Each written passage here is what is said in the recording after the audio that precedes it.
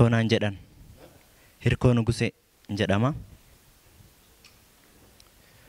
Dhuguma faa dhuguma yaalasiitoo mucaa xinnoo reebanii akkam jirta naguma yashaggeetoo shaggee afaan aannanii. Dhuguma faa dhuguma yaalasiitoo mucaa xinnoo reebanii akkam jirta naguma yashaggeetoo shaggee afaan aannanii.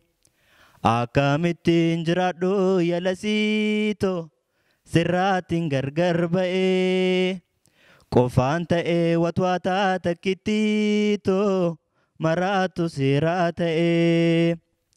Akkamittiin jiraadhu yaalasiitoo sirraatiin gargar ba'ee qofaan ta'ee watwaataa takkittiitoo maraatu seeraa ta'ee. Halkan duudhaa ciise siyaada dagaleelaa ka'atan bulaa dagaleelaa ka'atan bulaa dagaleelaa ka'atan bulaa. Kabaatiyya yaa kabaa kabaatiyya yaa kabaa nasa deemee ajaan sirraa qabee.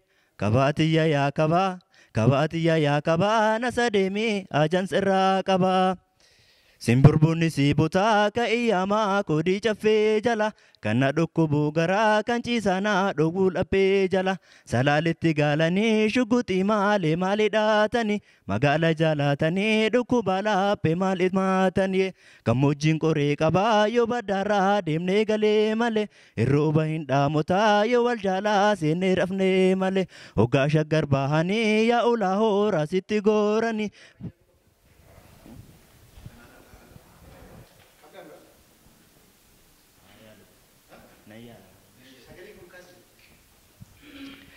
Emimmaan jaalala kunuun arraayaa asiin gargar bahee qofa kamiin ta'a balleessaan tiyya angadeera boontoo lammoonatti hin deebi'u. Takkitti tokkotto balleessaan tiyya angadeera boontoo lammoonatti hin deebi'u.